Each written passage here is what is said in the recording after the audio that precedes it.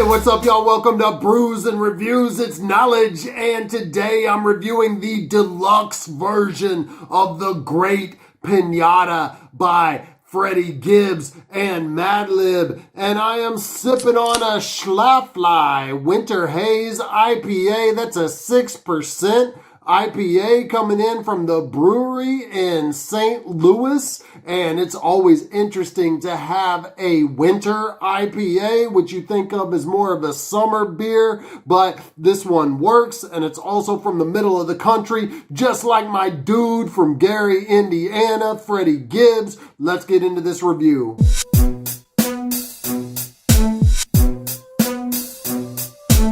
This is a massive project coming out of seemingly nowhere. They didn't really advertise this a whole lot, and this is what we would have called back in the day a box set. It's coming in at nearly 4 hours. It's the original album, the instrumentals to the original tracks, some B-sides that came out around the same time that they dropped Pinata, the remixes of the original tracks, and the instrumentals of those remixes. It's a lot to take in for super fans only, and I'm going to focus just on the B-sides, basically the new tracks to this project, because the core Pinata tracks are well documented by now. I mean, that's what a lot of people consider as the best album of 2014. Full disclosure though, not me personally. There were a few albums, though not many, in 2014 that were ahead of that. Among them, Strange Journey Volume 3 by Cunning Linguist, The Roots, and Then You Shoot Your Cousin, J. Cole's 2014 Forest Hills Drive, and the first Prime album, but then right after that was the Gibbs and Madlib collaboration. And it, of course, will probably go down in hip-hop history ahead of all of those other albums because it was the first full-length unlikely pairing between these two, although they'd done several EPs before that, and that's actually where a lot of these bonus tracks come from. I'd love to get one of those vinyls. I bet those are going for a lot off of eBay. City is a very bass guitar driven and rolling snare percussion driven track by Madlib, and it features Kareem Riggins, who also is just flowing over that bass line. He's talking about the inequalities between the people and corporations in America. And Freddie's staccato flow just sounds natural over this very Madlib beat. But strangely, Kareem's verse sounds like it's mixed a little bit better than Freddie's. And a lot of these tracks sound undermixed. I love the beat and the track as an extra, but you can see why it didn't make the original cut. Deep. Freddie's going double time over this one, and one reason why this duo works so well and why you have to admire Gangsta Gibbs is because Madlib's production is very difficult to flow over, and it's probably a little more fitting for somebody that is slower, who has a bit of an off-kilter flow like MF Doom to flow over versus Freddie. But Freddie accepted the challenge a long time ago to write to Madlib beats, and he somehow makes it work. The title of the track refers to the chorus, which expertly samples deep inside the ghetto, and Freddie's lyrics focus on telling us what it's like there. Cold in the Boulevard, one of those short, nod your head Madlib instrumentals, and it takes us through a journey despite its short runtime. Riot Call, another instrumental with some tribal percussion and moans and some longing electric guitar and almost melancholy screams. Terrorist, one of the best new tracks from the deluxe version, and I recognize the sample on this immediately. It's been sampled in many great hip-hop songs, most notably for me, Showing AG's Next Level remix and the Alcoholics Coast to Coast. By the way, these are two great groups in particular that aren't talked about enough today. Both of those are lost classics, and Madlib Madlib actually used this same sample before too, although a long time ago when he was in Loot Pack. And I love how Gibbs starts this, as graphic as it is. He says, tales of the terrorist, young black felonious red-blooded American. Gave this bitch a taste of that little boy, she cherished it. Fucked her veins up, now she shoot her foot with the heroin. Triple rhymes and his flow stay on point and throughout the entire verse, which is actually all we get, but all we need on this particular track. The Morning After is a soul sampling and horn driven instrumental by Madlib, and I'm not going to tell you what this sample is, but just imagine listening to a playlist of Madlib samples. That shit would be longer than the deluxe edition of Pinata. It would go on for days, and I think I'm actually inspired to go look for that. I'm sure somebody's made it on Spotify. I'm going to check that out. Later that night, we've got some good Redman samples at the beginning, and we've also got a sample from The Moment's Sexy Mama, which, believe it or not, was actually sampled in Ice Cube's It Was a Good Day. It's not the main melody in there, and actually it's chopped up and hidden a little bit more on the Ice Cube track, ironically, than it is on the Madlib track, but it's in there. You would never recognize the similarity between these two songs. And we get more Madlib trademark instrumentals with The Long Walk Home,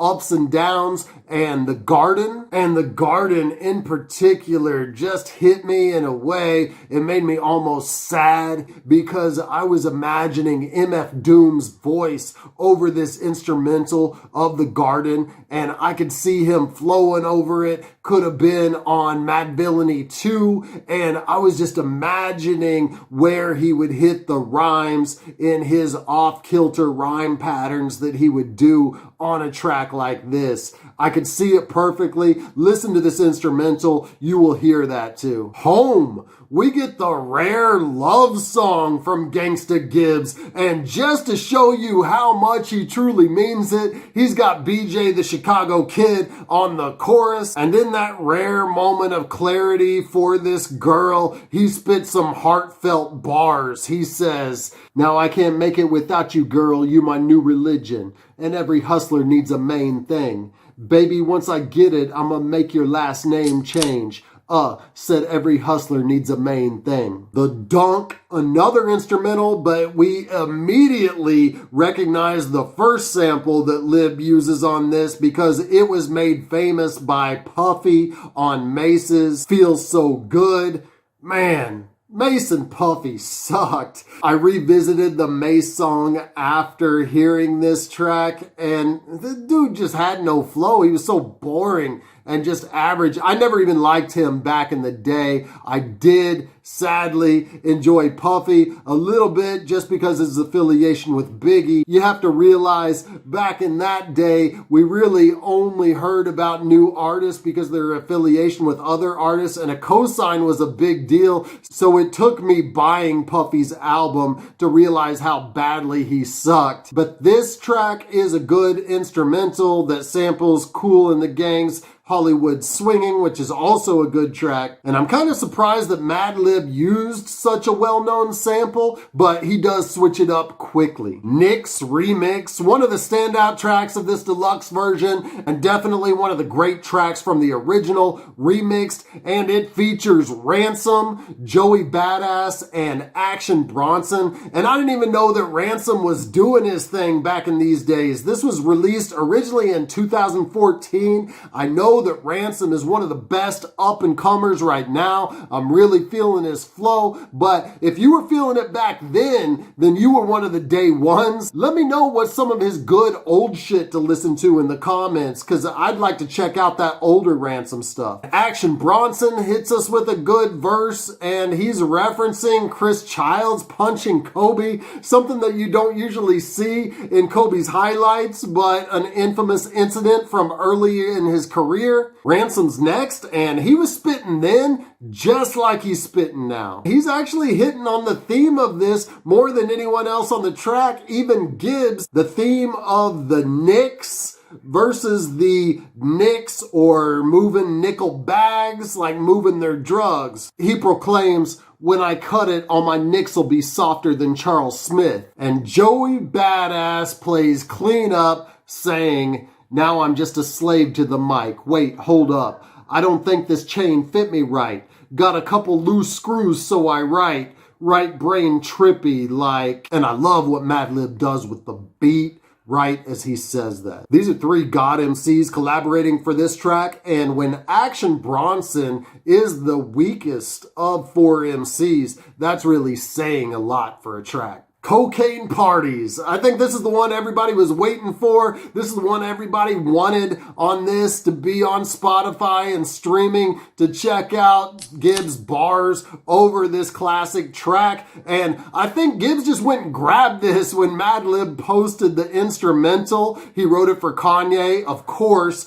originally, and this wasn't a planned collaboration between Gibbs and Madlib. But man, Freddie kills it. I love how he starts Cocaine Parties in LA in the same cadence that Kanye used for the original, but switching up the lyrics slightly. And the way that he talks about it, you feel like he's been there. Not as a celebrity, but as a dealer to the celebrities. There's so many punchlines from him on this, from saying Gesundheit after revealing what he's allergic to the lines blow biz to the show biz. I kick rap burning like Kermit sipping on hoe tears. And he's referencing the classic Kermit the Frog meme where he's being condescending in Freddie's case because he can rap. And we get the funny but also poignant lines that reference a Dave Chappelle skit. He says, they only gave us 28 days to make them last. The black delegation would like to trade Stacey Dash for Adele and Margot Robbie. Let's get it poppin', we on. Fuck it,